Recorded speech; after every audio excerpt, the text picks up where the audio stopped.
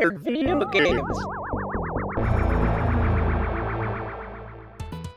I've covered games before that are adaptations of really weird things. Making a video game based on a movie makes sense enough, except when Rambo turns people to toads or Predator turns himself into a floating giant disembodied head. But making a game based on a dog food commercial? That's pretty out there. Well, how about a video game based on the title of a rap album? No, the game is not based on the album, just the name of the album. You see, professional basketball player Shaquille O'Neal, otherwise known as Shaq, decided to record a rap album called Shaq Fu. I could comment in more depth on Shaq's music career and his acting career, but A, that's like bazooka blasting the Loch Ness Monster in a barrel, and B, that's not what I'm here for. What I am here for is to talk to you about how a team of actual real people took those two words and turned them into a video game where Shaquille O'Neal travels through an interdimensional portal to kickbox a mummy. This piece of gaming history was released on both Super Nintendo and Sega Genesis, and later 3 other systems, because one console alone could barely contain them from the ankles down. I don't mean to hyperbolize, but I'm pretty sure each of Shaq's shoes could fit an entire Super Nintendo box if he'd rather use that as padding than spend a fortune hiring a forest gnome to climb in and repair it from the inside. On the plus side, when he donates an old pair to a homeless shelter, it provides enough material to keep the place weatherproofed. Shaq is a very big man. What I love is that from beginning to end of this game, it's expected that you'll just take for granted that Shaquille O'Neal, by the way, is a kung fu expert now. I know storytelling media, especially movies and games, like to hit you over the head with stuff and over-explain things that don't need to be explained, but it's pretty funny that here in Shaq Fu we have a game starring a real-life, internationally famous basketball player, and they never actually say, by the way, now he's a kung fu master, because it's just a given. See right there? The title is Shaq Fu. That's the plot. Well, to be fair, the game does tell you he practices a martial art, called Shaquito. You called the game Shaq Fu. Why is that not the name of his actual martial art? Who's the star of the movie Batman? Donkey Man? Okay, Donkey Man, thanks for saving the city, Donkey Man. Good job killing Joke Man with a donkey launcher. Shaquito is a very lethal martial art, apparently. Even though, spoilers, nobody dies in this game. This rock monster guy is shattered into pieces, the zombie disintegrates, and the final boss shrivels up, but next round they're fine.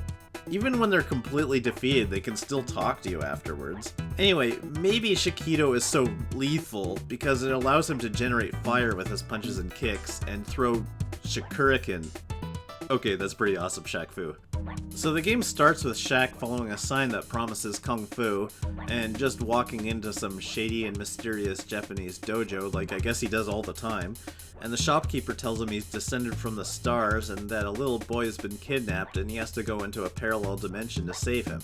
Naturally, renowned basketball superstar Shaquille O'Neal thinks this sounds like a reasonable thing to say, and after a 20-second conversation agrees to throw himself into mortal danger, delving into a world he doesn't understand to fight a bunch of wizards in order to rescue some kid he only just heard about, trusting the words of a suspicious stranger that this kid actually exists. This game is to nonsense as the Sistine Chapel is to paint. I particularly love the fact that the portal to the second world, as they call it, is just a curtain to a back room with a bunch of old boxes, like Calvin's imaginary transmogrifier. Is this self-parody or something? This isn't live-action footage here that they didn't have time to add effects to. They carefully drew those boxes. So if I'm interpreting this correctly, the game's story is that a crazy old man invited Shaq to come into his storage room, claiming it's a portal to another world full of shadow monsters and voodoo priestesses where he needs to go to collect a small child, and Shaq says okay, and also invites him to the All-Star game later. I don't know. So anyway, here he is jogging through an alternate plane of existence, looking for a boy that he thinks exists, and getting into fights with catgirls and cyborgs. The manual explains the plot a little better. Set Ra, who's a 3,000-year-old extra-dimensional alien or something, kidnaps this kid because he's the ancestor of someone who turned him into a mummy and yada yada revenge magic, ritual zombie, mind control punching things. What's up, Catwoman? Can you tell me about the little boy Nezu? My name is Cowrie, and I'm gonna do some serious damage to your body. So, Where do we begin? First of all, Kaori ignores this question entirely and dutifully introduces herself as if that's what he asked, then tries to kill him, presumably for asking directions. It is a little rude that he calls her Catwoman, though. It's kind of like you or me going up to a stranger and saying, "Hey black guy, do you have the time?" The best part is how heavily their body language contrasts from what they're saying. Shaq looks really confrontational while asking for help, whereas Kaori looks timid and afraid as she's threatening him with severe bodily harm.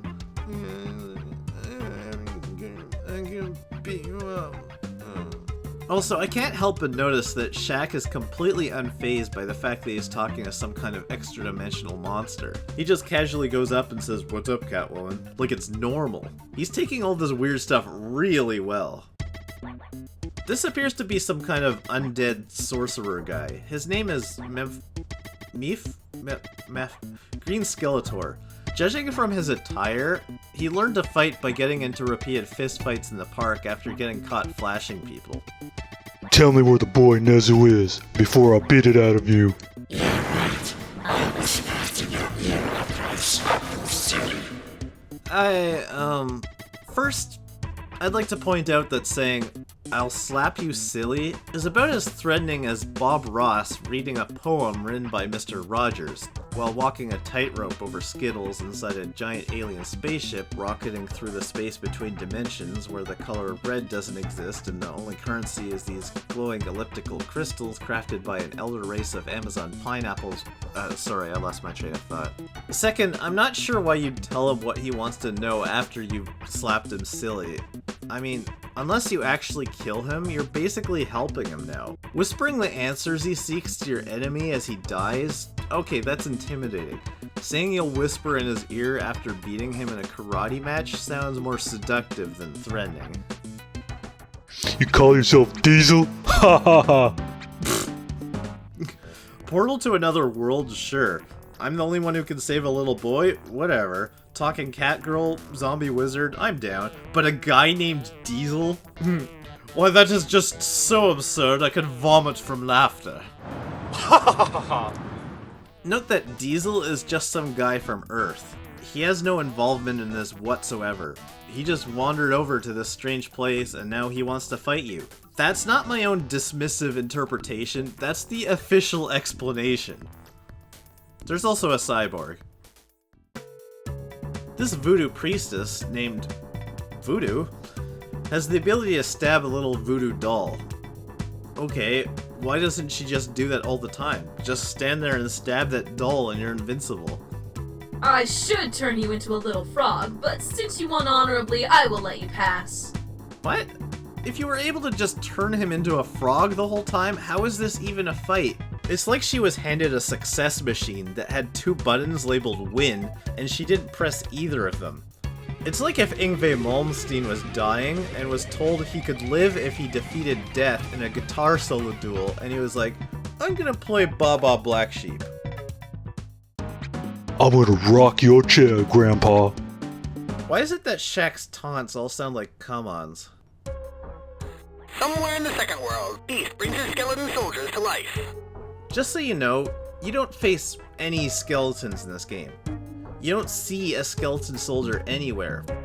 There are no actual skeletons, not even in the background. We have these weird troll things and a living Shiva statue, but no skeletons in any place. This is the only mention of skeleton soldiers in the game, in the manual, or anywhere. It never says anywhere that this was part of their plan, or that this is in any way related to the kid they kidnapped. Shaq Fu has a really bare bones plot. Shut up, it was unintentional. There are only 3 cutscenes in this game. Just 3. One is to set up the story, one is the ending, and one of them is a 100% totally superfluous plot point that impacts nothing.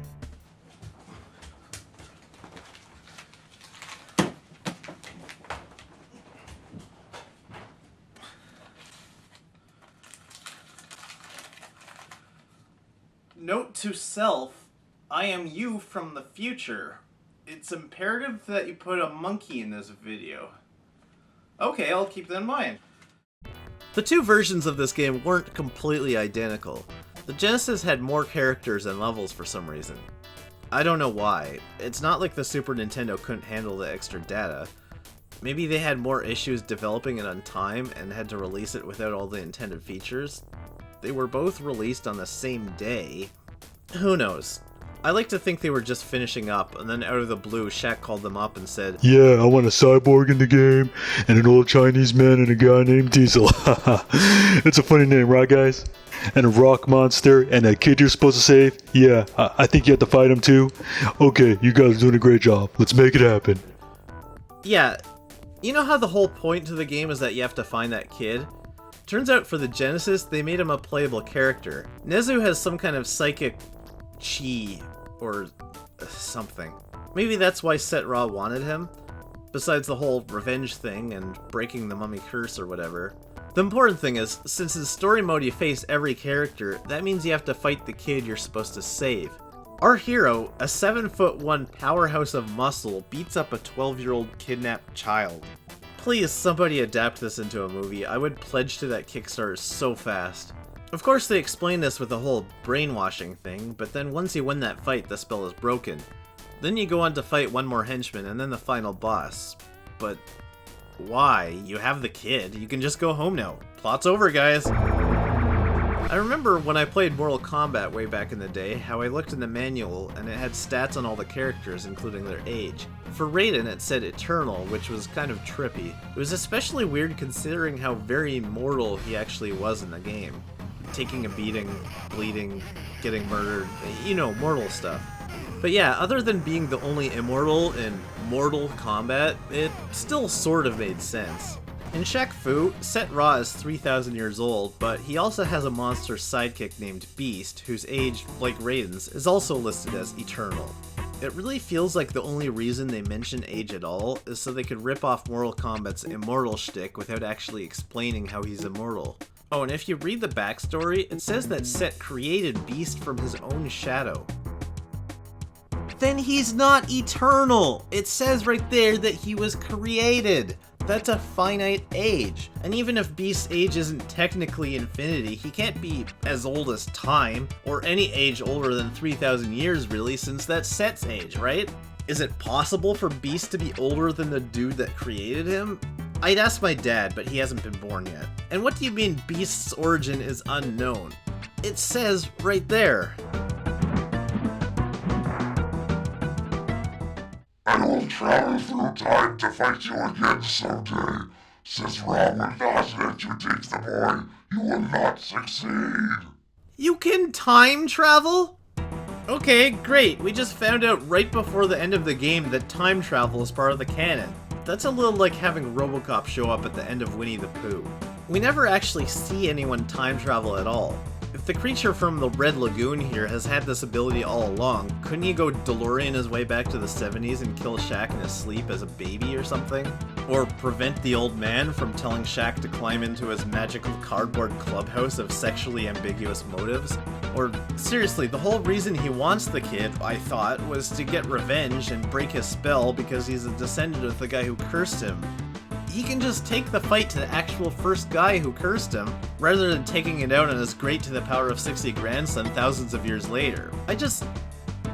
No, don't get me started on time travel. In fact, here's a hard and fast rule. If you're writing fiction, don't just say, by the way, time travel at the end of the story, unless an infinite expanse of plot holes all collapsing in on each other at once is what you're going for. So then we just need to beat up the world's oldest man, and we're spiffy. By the way, if you don't play story mode, each character has their own ending. Most notably, it turns out that Mephis is Voodoo's father. How? The dude is so old that his age and origin are written as hieroglyphs. It says unknown, and this isn't a game where we are told for a fact the exact age of a mysterious cyborg that was found in a pile of bodies. And the dude is an ancient zombie. How long ago did he die? Was it within the last 27 years? He looks like he's been dead for centuries. Liotsu is 500 and Set is 3000, and we know how old they are, so why is this guy such a mystery? The developers must have just arbitrarily told you it's a mystery, purely because telling you he also happens to be a Haitian voodoo priest would probably give it away. I guess to somebody somewhere, his age and origin are unknown, so what the game told you is true. from a certain point of view. A certain point of view? Liotsu's story doesn't add up either. The backstory says he was there when Set was cursed by the pharaoh, which would have been in ancient Egypt, but he's only 500 years old. Now, I say only, despite the fact that he's totally human, but somehow managed to live 5 centuries. Also, he's Nezu's grandfather, and seeing as Nezu's only 12, either Liotsu or one of Nezu's parents, or both, had to have had children at the age of Queen Elizabeth squared. I'm not sure if this makes more or less sense than with the toxic streaker here, but since everything about him is unknown— wait a minute. Okay, so Mephis is definitely thousands of years old. How did he father a child that's 27 with his thousands of years old rotting corpse junk? Or did he only die recently? I assumed being undead was the reason he's been around this long. Unless he— maybe that's not— you know what? A wizard did it. I give up. So what about Shaq's ending? The proper ending? Well, thanks for saving me, Shaq Fu. Sorry I'm late, boys. Let's just say I had to fight some traffic to get here. Oh no, not you again. I hope you play hoops better than you can fight, beast. Your eyes deceive you not. What started out as a story about ancient blood feuds, dark magic, revenge, and human trafficking turned into Space Jam.